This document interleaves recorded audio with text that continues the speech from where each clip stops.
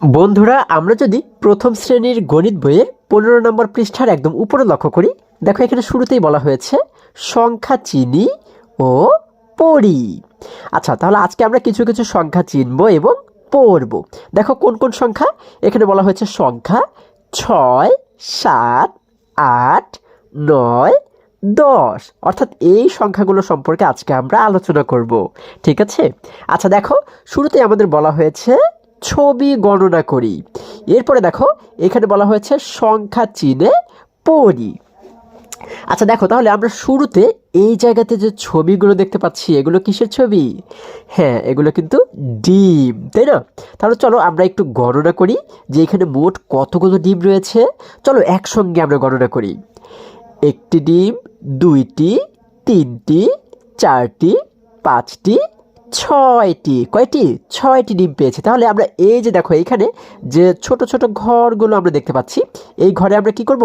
এক থেকে শুরু করে হ্যাঁ আমরা কিন্তু 6 পর্যন্ত লিখব। দেখো প্রথমে লিখলাম 1, 2, 3, 4, 5, 6। এইভাবে করে কিন্তু তোমরা এখানে লিখে দিবে, ঠিক আছে? এরপরে যদি আমরা এইখানে লক্ষ্য করি, এখানে যে সংখ্যাটি লেখা রয়েছে এটি হচ্ছে কত? তোমরা একটু বলো তো দেখি। হ্যাঁ, এটি হচ্ছে 6। আচ্ছা, তাহলে 6কে আমরা কথায় কিভাবে করে লিখতে পারি? ছ অন্ত্যেষ্টিয় জ, তাই না? 6। আচ্ছা, এবারে যদি আমরা আরেকটু নিচে লক্ষ্য করি, দেখো এখানে আমরা কিন্তু অনেকগুলো মোরগ দেখতে পাচ্ছি, তাই না? তাহলে চলো এগুলোকে একটু গণনা করার চেষ্টা করি। দেখো 1, 2, 3, 4, 5, 6, 7। আমরা কয়টি মোরগ দেখতে পাচ্ছি? 7টি। তাহলে আমরা এই খালি ঘরে কি করব? 1 থেকে লিখতে লিখতে কিন্তু আমরা 7 পর্যন্ত লিখব, তাই না? তাহলে প্রথমে কি লিখব? 1। 1 লেখে কিভাবে? এই যে এইভাবে করে লিখলাম 1। তারপরে লিখব 2। 2 কিভাবে লিখে? এইভাবে করে, এইরকম 2। তারপরে লিখব 3। 3 কি করে লিখতে হয়? এইভাবে করে ঘুরিয়ে ঘুরিয়ে এই হয়ে গেল 3। এবার লিখব 4। দেখো 4 লিখতে হয় এইভাবে এইভাবে এইভাবে 4। তারপরে তারপরে লিখব 5। দেখো 5 লিখব হচ্ছে এইভাবে 5, তাই না? তারপর হচ্ছে 6। 6 কিভাবে লিখব? এইভাবে করে এইভাবে 6। এরপরে লিখব 7। দেখো 7 হচ্ছে কিভাবে লিখে? এই হলো 7, ঠিক আছে? আচ্ছা, তাহলে 7 পর্যন্ত লিখলাম। এইখানে দেখো যে সংখ্যাটি আমরা দেখতে পাচ্ছি সেটি হচ্ছে কত? 7। আচ্ছা, তাহলে 7কে কথায় কিভাবে করে লিখতে হয়?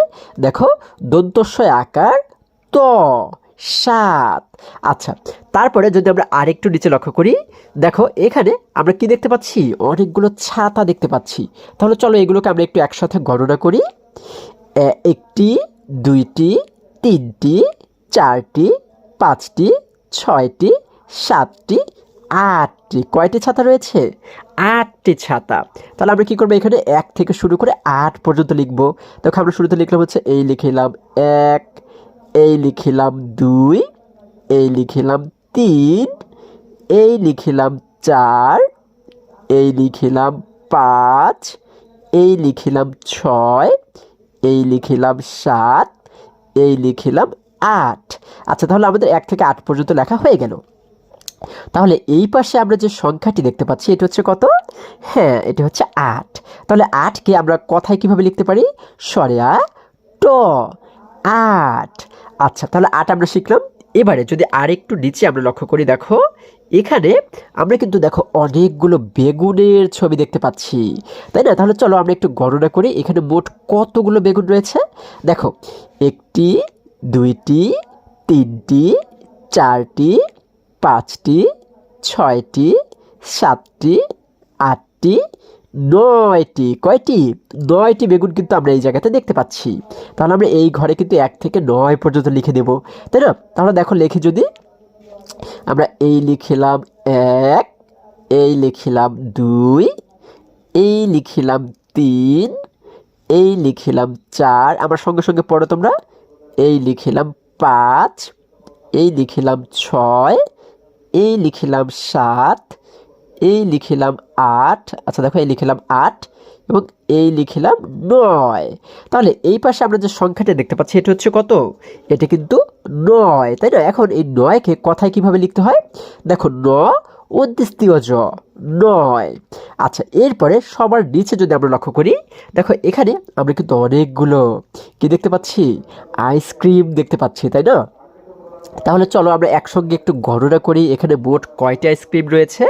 দেখো, 1টি 2টি 3টি 4টি 5টি 6টি 7টি 8টি 9টি 10টি। কয়টি আইসক্রিম রয়েছে?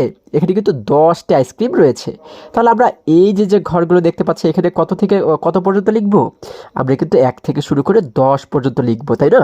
আচ্ছা দেখো, যদি আমরা এগুলোকে লিখি, দেখো এই লিখিলাম 1, এই লিখিলাম 2, এই লিখিলাম 3, এই লিখিলাম 4, এই লিখিলাম 5, এই লিখিলাম 6, এই লিখিলাম 7, এই লিখিলাম 8, এই লিখিলাম 9 এবং এই লিখিলাম 10।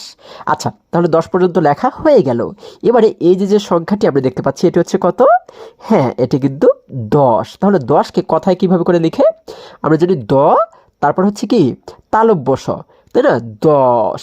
আচ্ছা, তাহলে আজকে কিন্তু আমরা দেখো 6 থেকে কিন্তু আমরা 10 পর্যন্ত প্রত্যেকটি সংখ্যা শিখেছি, তাই না? তাহলে আমরা যদি 6 থেকে 10 পর্যন্ত একটু পড়ার চেষ্টা করি, দেখো প্রথম হচ্ছে কত? 6। তোমরা আমার সঙ্গে সঙ্গে পড়ো 6।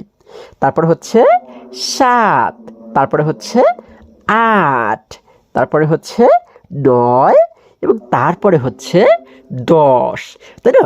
তাহলে আজকে আমরা কিন্তু এই 6 থেকে 10 পর্যন্ত খুবই সহজ এবং খুবই সুন্দরভাবে শিখতে পেরেছি, তাই না বন্ধুরা? আজকে আমাদের এই পর্যন্তই। আবারও দেখা হবে পরবর্তী ভিডিওতে। আর হ্যাঁ, তোমরা যদি আমার চ্যানেলে নতুন হয়ে থাকো তাহলে এখনই চ্যানেলটি সাবস্ক্রাইব করে পাশে থাকো, যেন আমার যে কোনো ভিডিও আপলোড করার সাথে সাথে খুব সহজেই তোমরা সেটি পেতে পারো। সকলে ভালো থাকো, সুস্থ সবল থাকো, এই কামনা করে শেষ করছি। ধন্যবাদ সকলকে।